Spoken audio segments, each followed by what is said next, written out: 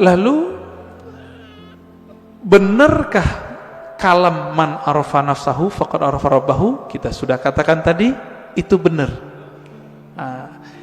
Terlepas dari ini kalam Nabi atau bukan, kalam ini sudah menjadi kaedah dalam ilmu tazkiyatun nafs, ilmu tasawuf, ilmu kerohanian. Lalu apa maknanya? Siapa yang kenal dirinya, maka dia kenal Tuhannya. Antum nih teman-teman, namanya misalnya Abdullah, dikasih bapaknya Abdullah. Mengenal diri itu mengenal tubuh si Abdullah atau kenal yang mana? Sekedar mengenal jasad? Tentu tidak. Lalu kenal apa ini? Kenal yang mana ini? Bukan yang jasad ini. Kan banyak juga Pak, anak-anak udah 7 hari nggak punya nama. Bapaknya datang ke kita, Tat, kasih nama dong anak saya. Berarti nama jasad ini itu bisa dibuat, bisa dirubah Pak. Sebelum kita masuk ke tubuh ini, kita punya nama. Benar nggak punya nama? Kita lahir di dunia, yang ngasih nama siapa? Orang tua, guru. Sebelum kita masuk ke dunia ini, kita di alam ruh. Allah mengatakan, alastu birabbikum, bukankah aku Rabbmu? Allah memanggil kum, kamu. Berarti kita ada nama Pak. Cuma nama ini disimpan di dalam dada Rasulullah Sallallahu Alaihi Wasallam. Kita nggak tahu. Ditanyalah oleh orang Bani Israel, orang ahli kitab, ya Muhammad, apa itu ruh? Turunlah ayat yas'alunaka 'anir ruh. Mereka bertanya kepadamu mengenai ruh. Katakanlah ruh itu urusan Allah. Kamu tidak diberi ilmunya kecuali sedikit. Sedikit di situ, wa ma utitum minal ilmi illa qalila. Sedikit menurut siapa? Menurut saya, menurut Nabi, menurut Bani Israel, atau menurut Allah? Menurut Allah. Maka sedikit menurut Allah itu banyak menurut kita. Orang kaya di Indonesia bilang, saya ngeluarin uang dikit, dikitnya itu udah 100 triliun Pak. Apalagi raja di raja alam semesta ini, Rabbul Alamin, Allah Subhanahu wa Ta'ala. Ilmu ini disimpan dalam dada Rasulullah. Ada sahabat yang dikasih tahu, ada yang tidak. Maka Nabi itu bisa ngerti Pak, dengan izin Allah. Ada orang nih jihad, kayaknya paling kuat, kayaknya paling banyak bunuh musuh, tapi Nabi mengatakan finnar, masuk neraka. Kenapa? Nabi tahu namanya sudah ada di neraka, nggak dihapus dari neraka. Ternyata benar, orang ini beramal cuma dengan fisiknya, ruhnya tidak beramal. Ruhnya gak beramal Pak. Jadi ketika disebut siapa yang kenal dirinya, maka kenal Tuhannya. Diri yang fisik, yang mengenal diri fisiknya, dia baru mengenal perbuatan Allah. Disebut ma'rifatul af'al, mengenal perbuatan Allah. Ajaib gak kelahiran manusia? Penciptaan manusia ajaib gak? Ajaib Pak. Kok bisa-bisanya ada makhluk hidup di perut seorang perempuan? Itu ajaib itu. Saya mau tanya nih yang udah nikah, yang punya anak, itu antum yang menciptakan anak? Atau cuma sebab doang? Ya, bikin doang ya. Tapi kita nggak yang gedein, yang mengembangkan biar kasih tulang, enggak. Ya, coba tanya sama yang udah pernah hamil. Ibu-ibu yang udah hamil tanya, ajaib itu. Maka mengenal diri yang fisik mengantarkan kepada ma'rifatullah level 1. Apa itu? Ma'rifatul af'al, ma'rifatu af'alillah, mengetahui perbuatannya Allah Subhanahu wa ta'ala. Itulah yang dibahas dalam surah Al-Mu'minun itu, ya, ayat 11 ya. Begitu juga di surat Ar-Rum ya, sebelum ayat tentang pernikahan itu kan tentang penciptaan kita semua. Dari nggak ada jadi ada, dari tanah kok bisa jadi hidup, kok tiba-tiba bisa melawan kepada Allah. Itu dia, namanya ma'rifatu fi'lillah. Jadi kalau ada ahli biologi, ahli ilmu-ilmu eksak tidak mengenal Allah lewat ini, lewat dia, berarti dia tersesat. Gak mengenal Allah. Itu satu.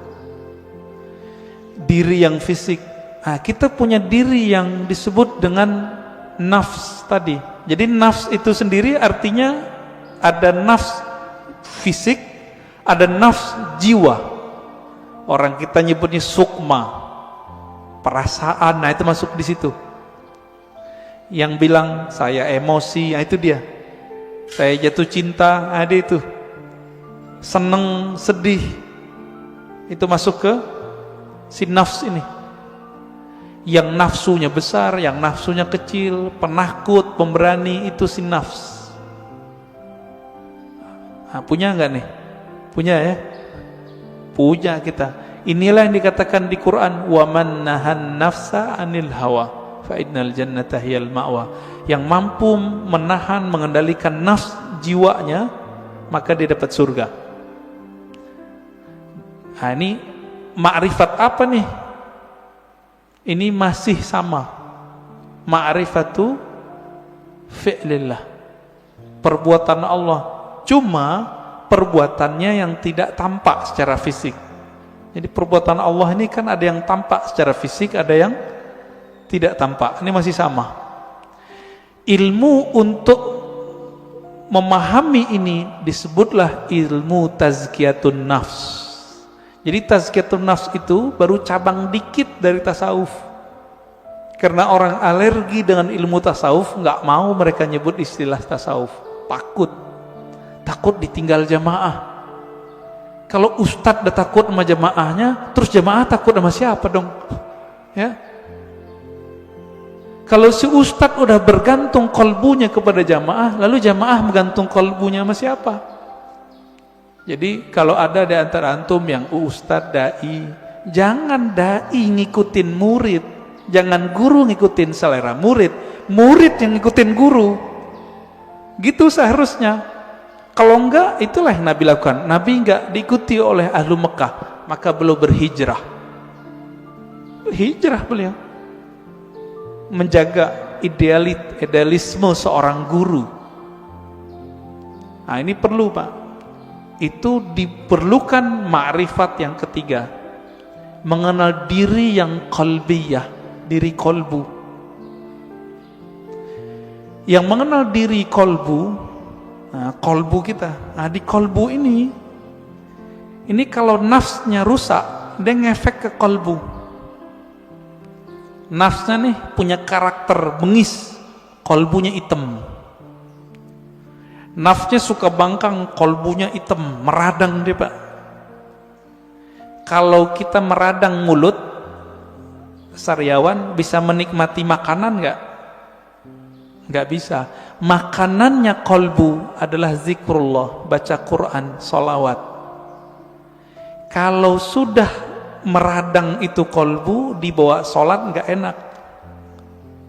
Dibaca Quran pun kita mikir, enaknya apa ya baca Quran? Kalau kolbunya lagi rusak, rasain aja Pak sendiri. Zikir, katanya zikir menenangkan jiwa, kok nggak tenang-tenang, malah tambah bingung, malah tambah syak. Zikir itu bening, bener gak? Zikir bening, Pak. Kolbu itu wadahnya zikir, sehingga nanti dia bisa menyantap.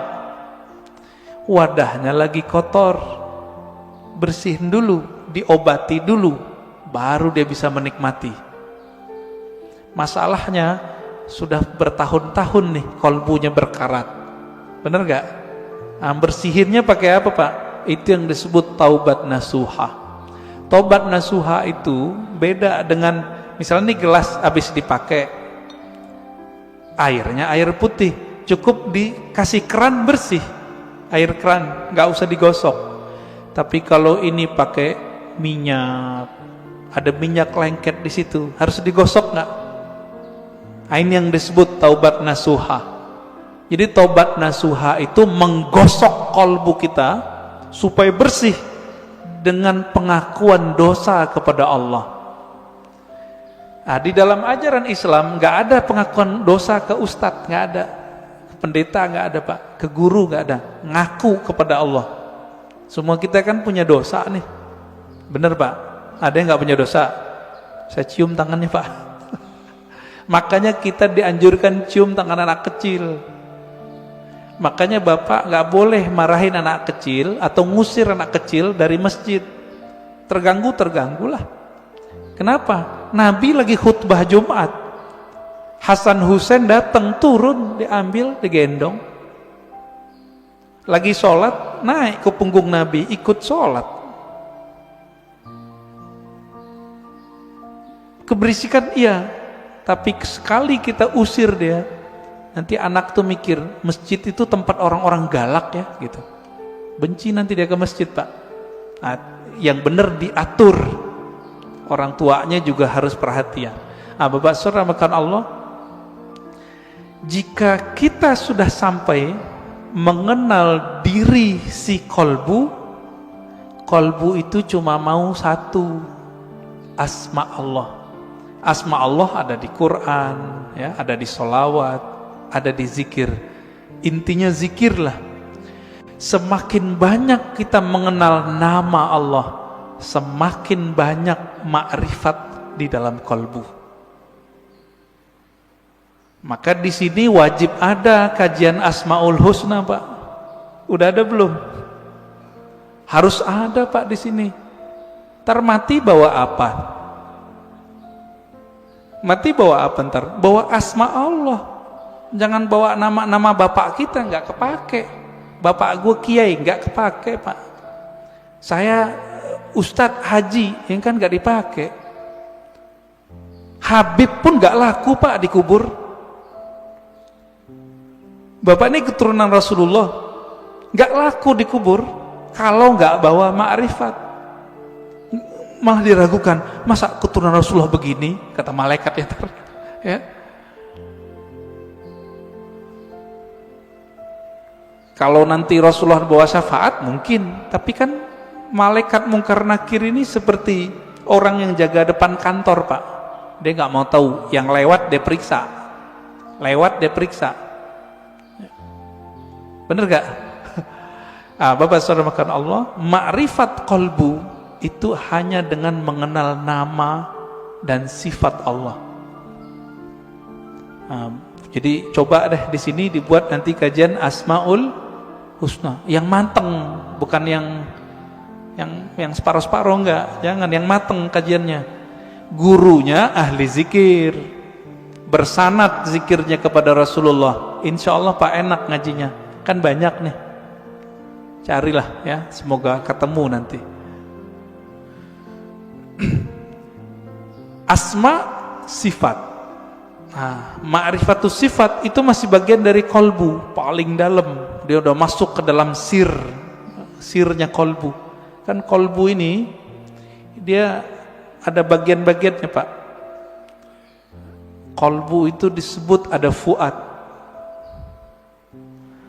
ada yang disebut dengan lub. Inti dari kolbu disebut lub. Rahasia yang ada di dalam inti kolbu itu disebut dengan sir. Maka disebutkan dalam Al-Quran, Allah ya'lamu sirra wal akhfa. Allah mengetahui yang sir, yang tersembunyi, bahkan yang akhfa, yang samar.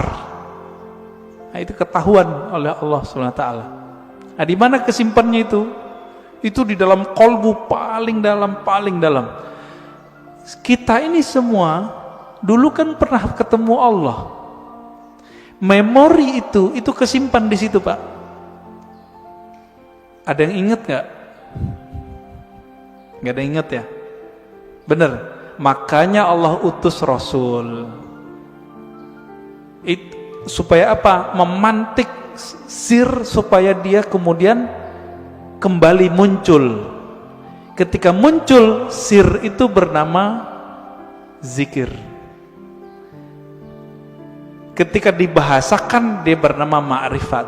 Ma'rifat itu ungkapan pengenalan si hamba kepada Allah Subhanahu wa ta'ala. Bapak nih pernah ketemu dengan seseorang dulu, kesimpan gak di memorinya? Kesimpan. Ketemu seseorang yang berkesan. Apanya yang berkesan? Parfumnya. Nanti kita ketemu parfum yang sama, itu teringat Pak wajahnya. Itulah sebabnya jika ada orang benar teknik berzikirnya, bersambung sanad zikirnya kepada Rasulullah SAW, lisannya menyebut, akalnya memaknai, kolbunya merenungi, ruhnya merasakan, nangis dia saat itu. Seperti orang pulang kampung. Pertama orang pulang kampung habis merantau, rasanya gimana? Terharu, Pak. Nah, kalau Bapak Ibu ini kan pada hari raya di luar kota, lagi merantau, malam takbiran nangis, dengerin takbiran. Kenapa tuh nangis? Ingat kampung, kirain ingat Allah. Takbiran ingat Allah, nangis. Wah, itu arif billah namanya, kenal Allah dia. Takbiran nangis, ingat siapa? Kampung. Kita lupa, kita punya kampung lain, namanya kampung arwah. Lupa apa ya? Kampung arwah. Ngapain si arwah di kampung itu? Dia menatap Allah Subhanahu wa ta'ala. Dia menatap Allah, Pak. Supaya dia bisa menatap Allah lebih dekat, apa yang dia lakukan? Dia mendekat kepada nur sumbernya. Itu yang disebut Nur Muhammad. Jadi dulu, itulah yang dikatakan oleh Nabi, kuntu nabiyan, aku sudah jadi Nabi, Adam belum dicipta. Udah jadi Nabi di alam ruh. Makanya roh-roh itu mendekat semua kepada Rasulullah supaya bisa tetap dekat memandang Allah Subhanahu wa ta'ala. Itu Pak maknanya. Itu kalau kita punya ruh yang bercahaya, pasti rindu ingin mengenal ilmu ini. Pengen mengenal ilmu ini. Itu yang bikin orang nangis, nangisnya permanen, Pak. Tangisan itu yang bisa memadamkan api neraka. Kalau tangis yang malam takbiran tadi enggak. Itu mah tangis pulang kampung. Mau pulang gak ada duit. Atau kayak tahun-tahun ini kan mau pulang kena Covid. Dompetnya Pak kena Covid. Gak bisa pulang, nangis. Itu nangis apa? Teringat kampung fisik. Jadi jika orang bisa nangis karena ingat kampung fisik, kampung badan ini, teringat orang tua zahir, apalagi jika dia teringat dengan orang tua rohaninya. Sering dengar nggak istilah Nur Muhammad? Ya, masih ingat? Disebut apa? Nur Muhammad itu Abul Arwah, bapaknya sekalian roh. Maka ketika ruh itu rindu ke siapa? Dia rindu sama ayahnya. Itulah kenapa kalau solawat jadi wajib dalam solat. Allahumma salli ala Sayyidina Muhammad. Ini orang malah debat, nggak boleh pakai Sayyidina, boleh pakai Sayyidina. Itu mah debat biasa itu. Kolbunya, ruhnya rindu nggak kepada Rasulullah? Nah, kalau sudah sampai ke sana, dia sudah sampai ke ma'rifatur ruh. Mengenal ruh dari mana dia berasal. Dulu dia bersama siapa. Nah, ini kabar gembiranya Pak. Ruh kita ini dulu ngapain di sono, sekarang diulang aktivitasnya. Kalau dulu Bapak di sono suka mendatangi Nabi, suka mendatangi orang yang dekat dengan nur Nabi itu, maka sekarang Bapak pasti suka dengerin pewaris-pewaris Nabi. Pasti cinta sama zuriat Nabi. Nah, orang-orang yang dulu mencintai Rasulullah di sana, di alam ruh itu, dia cinta kepada nur Nabi. Maka Allah kasihlah dia fisik di dunia bernama Habib atau ulama, dua aja, Habib atau ulama. Jadi kenapa Habib terlahir sebagai Habib, Kiai sebagai Kiai, Gus sebagai Gus, ajengan sebagai ajengan? Karena dulu nurnya mengagumi nurnya Nabi sallallahu alaihi wasallam. Itulah makna hadis al-arwah junudun mujannadah, hadis sahih Muslim. Ini syarahnya jarang orang menjelaskan ini. Roh itu dia berbaris-baris seperti tentara. Nah, dulu nih Bapak kalau dibukakan pintu kolbunya, itu bisa lihat Pak, dulu kita seperti ini di sono, ngumpul Pak seperti ini. Bapak kenapa sebut masjid ini Masjid Nabawi? Karena merindukan Nabi sallallahu alaihi wasallam. Semoga para pewakaf, pendiri, pengurus diberkahi oleh Allah, diberi rindu kepada Rasulullah. Bahkan sebelum wafat Allah kasih mimpi ketemu Rasulullah sallallahu alaihi wasallam. Amin. Pasti bisa Pak. Rasulullah kan nggak mati, nggak mati beliau, cuma pindah alam. Kalau kita bisa mati sebelum mati, bukan bunuh diri loh Pak ya. Mati sebelum mati itu apa? Mampu memilah ini alam jasad, ini alam pikiran, ini alam kolbu, ini alam ruh. Mampu dia berzikir, bertahan, bisa dia ketemu Rasulullah sallallahu alaihi wasallam. Bisa Pak.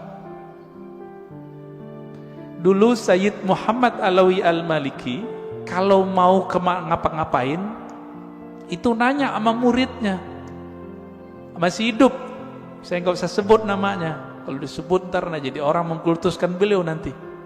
Orang kita Pak, Jawa Tengah kalau nggak salah ya, Kiai Fulan,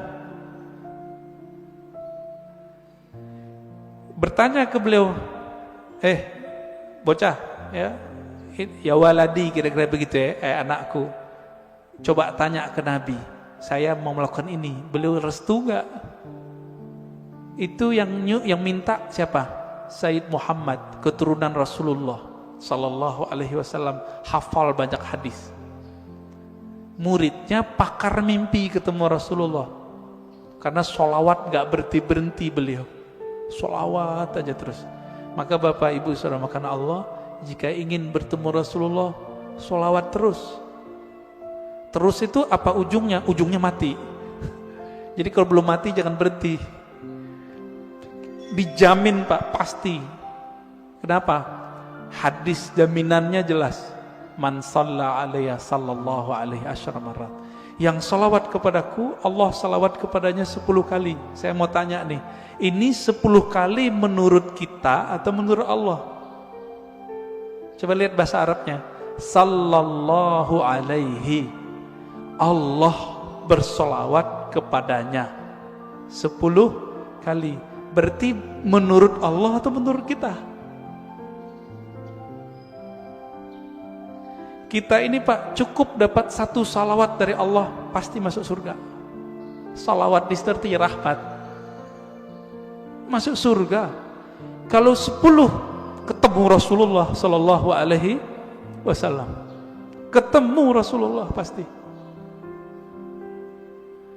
Maka Nabi mengatakan, ini garansi Rasulullah, orang yang paling dekat kepadaku nanti siapa? Aksaruhum salatan, yang paling banyak bersolawat kepadaku. Inilah media kalau mau ketemu Rasulullah. Bisa. Siapa yang bilang gak bisa ya? Nabi mengatakan nanti di akhir zaman ada Dajjal. Seandainya aku hidup saat itu, akulah hajijun alaikum, akulah pembela kalian. Secara fisik Nabi nggak ada, Pak. Tapi kan pewarisnya ada. Pewarisnya itulah disebut Al-Imam Al-Mahdi. Imam Mahdi, apa kata beliau? Namanya seperti namaku. Nama dalam bahasa Arab ismun. Ismun artinya tingkatan dan kemuliaan, bahkan ilmu. Itu artinya. Bukan Muhammad bin Abdullah. Muhammad bin Abdullah mah banyak habaib namanya dari dulu Muhammad bin Abdullah, tapi bukan Imam Mahdi. Ya. Ini sekarang banyak yang kajian akhir zaman tapi terjebak pada riwayat ahli hadis fisik, tidak mempertimbangkan ahli rohani. Nah, ini kesalahan besar kajian akhir zaman hari ini. Akhirnya yang terjadi cocok logi. Kita berterima kasih, syukron ya, terima kasih para asatis akhir zaman. Antum telah membuat kita aware, sadar mengenai hadis akhir zaman. Cuma kadang nggak cocok. Hidungnya lurus gitu ya. Itu mah ciri fisik habaib, rata-rata begitu hidungnya. Ya. Bukan itu kalau mengenal Rasul. Rasul itu kolbunya yang mau dilihat. Berarti ini yang disebut ismun tadi. Ya. Maka yang keempat itu Bapak selamatkan Allah, siapa yang mengenal ruhnya, maka dia mengenal Allah secara hakiki. Dia mengenal Rasulullah secara hakiki. Nah, semoga kita sampai ini yang ke ini nih, keempat. Mengenal ruh, walaupun sedikit menurut Allah itu kan banyak bagi kita. Setetes saja Allah beri, itu udah lautan bagi kita, ya. Nah, caranya banyak-banyak aja Pak, sholawat. Bapak ini kan mohon maaf ya, pemalas ngajari guru, maunya didatangin guru mulu, ya enggak? Carilah guru yang bisa mengajarkan zikir ma'rifatullah. Nanti diajarin Pak cara berselancar kepada Allah. Tapi kalau masih males, udah sholawat aja dulu. Nanti sholawat ini nurnya akan membimbing kita, insya Allah ya.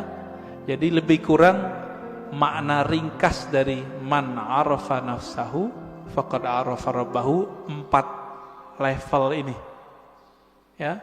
Tinggal dilihat kita bagian yang mana ya. Semoga kajian ini bermanfaat. Silakan kalau ada tanya.